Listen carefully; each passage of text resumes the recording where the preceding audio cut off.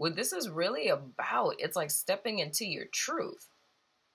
So all of the stuff I talked about in the very beginning is very relevant here because this is like a breakthrough.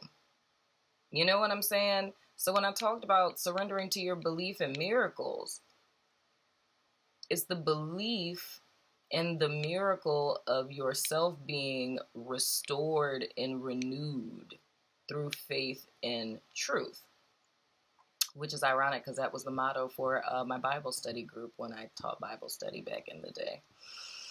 But it's about that rebirth of the authentic self. You know what I'm saying?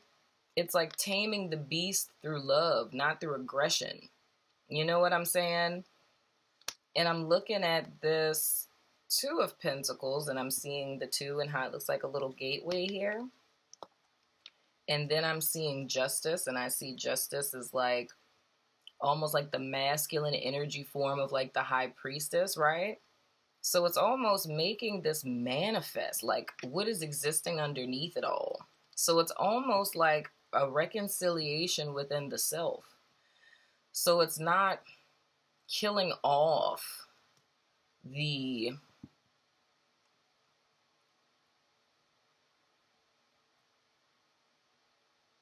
it's like, okay, it's not and it's never about killing off the wounded inner child. It's about loving the beast, loving the ugly, loving the dark, right? And through love, the ugly, the beast is transformed. The beast comes into submission through love, so to speak. So the parts of ourselves that, you know, we hate the most, or that we dislike, or we disdain, or the parts of our past that we wish that we could erase, that we wish weren't us, that we wish we didn't have to go through, the things that we don't want to identify with, the shadow, right? Those parts of ourselves that we project onto everyone else subconsciously, the things that are at the root of the individuals or the groups for which we hold grave disdain and can't even understand why. It's like, why don't you like people like that? I don't know, I just don't like them, right? Because the truth of the matter is the fact that everything that we see in everyone else exists in us. Because if it didn't, we wouldn't be able to recognize it. So for every fault we can point out in another, that same fault exists in us. Otherwise, we wouldn't be able to see it. You know what I mean? And that's what's at the root of playing hide and seek with ourselves. So this is like shadow integration. You know what I mean? It's like instead of trying to outrun it, it's facing it. This is a lot like how Pisces was. It's not outrunning it, it's facing it. But it's no battle, right? So if we got really theatrical with this and we looked at this as like the battle between good and evil, right? It wouldn't be a battle. It would be a love fest. You know what I mean? And a lot of people ask me what that's about. Bed Peace. It's an ode to John Lennon for one, but it's a political statement of another variation of make love, not war. It's a variation of sit-ins that they did in the 60s, which were bed-ins, you know? And it's like you stay in bed, you let your hair grow long, and protest against war, right? So it's bed peace, and the other one I have that I don't have up, it says hair peace. But this is like that ultimate battle, but it not being a battle, it being a love fest, and the fact that as opposed to coming into opposition with the darkness, it's embracing it and allowing it to envelop you, and that being what births the light, so to speak.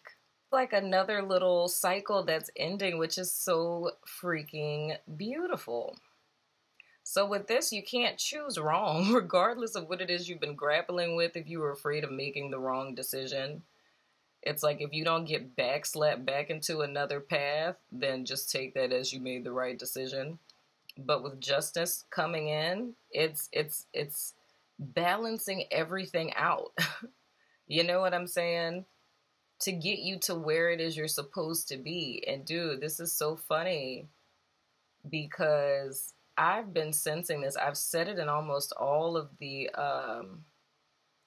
readings that 2019 is I don't even think you guys could begin to fathom what 2019 is going to be for you.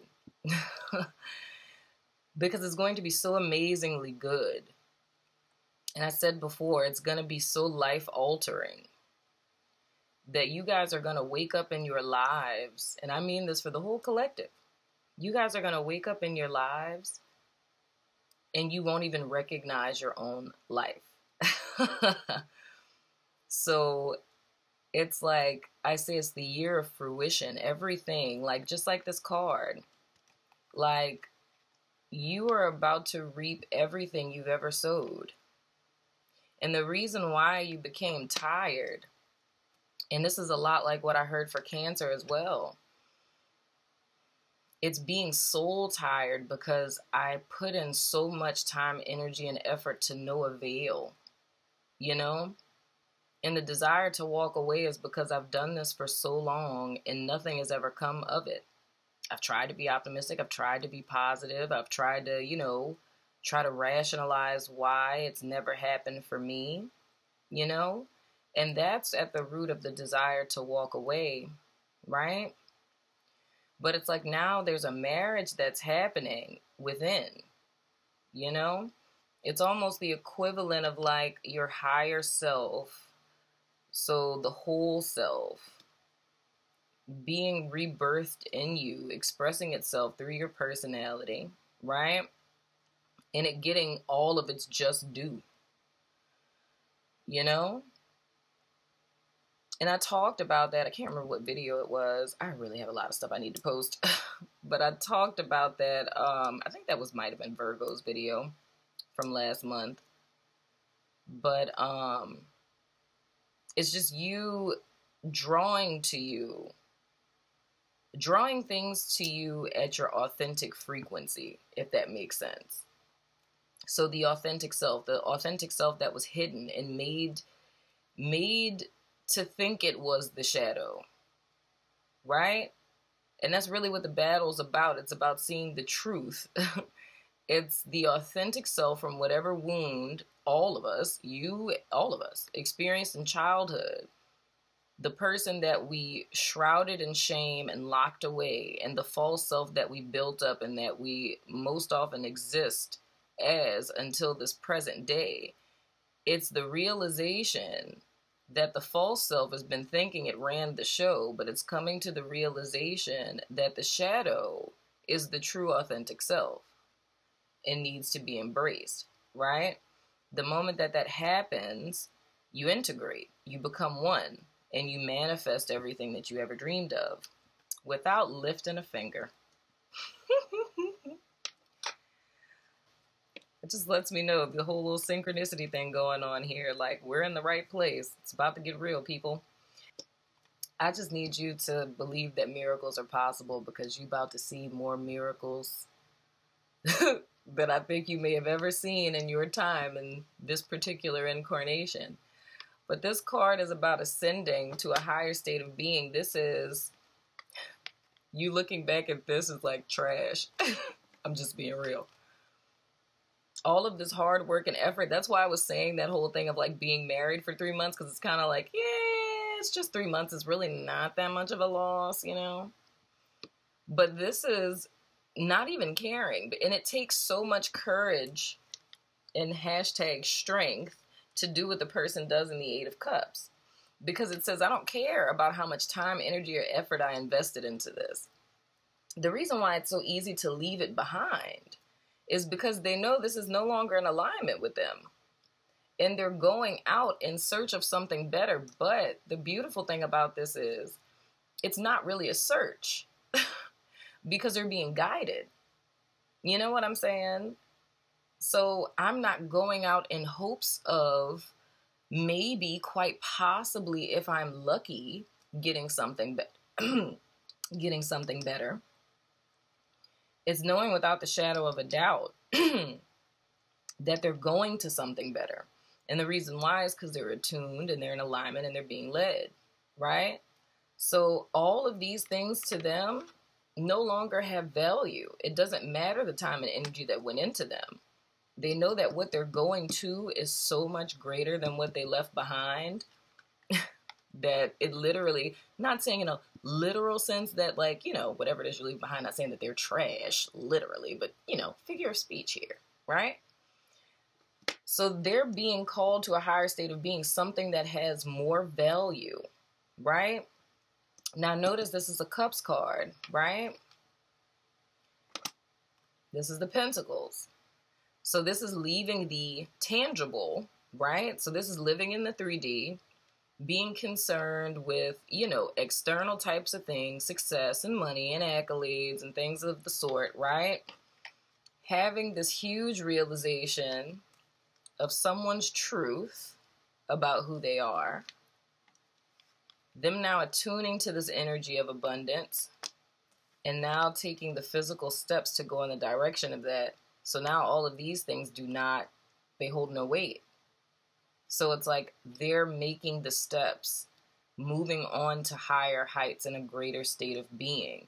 So it's more or less manifesting your spiritual state, your inner state, now manifesting that into the physical realm. So it's a rebirth and a complete new life, a new way of being. And what better time to do this than in December? But what better time to do this than at a time that we're going into a new year? It's like I feel like you guys are going to be walking into a completely new life, which is beautiful. It's amazing. I'm excited for you.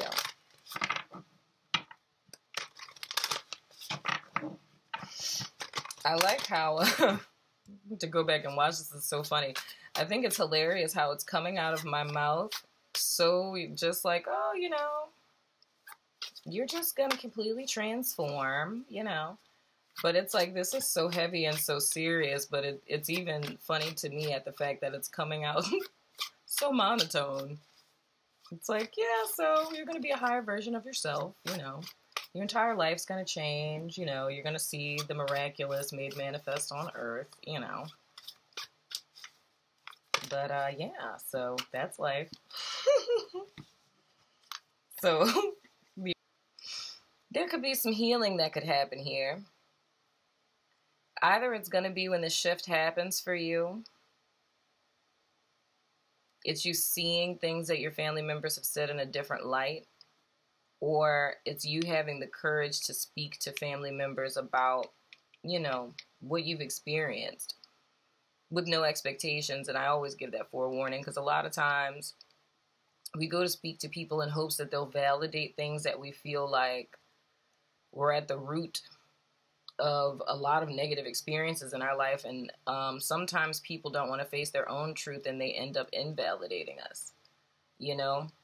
So I always say that whenever we decide to speak to family about things that we feel have affected us, to not have any expectations, you know, in the event that, you know, they aren't ready to receive what you have to say.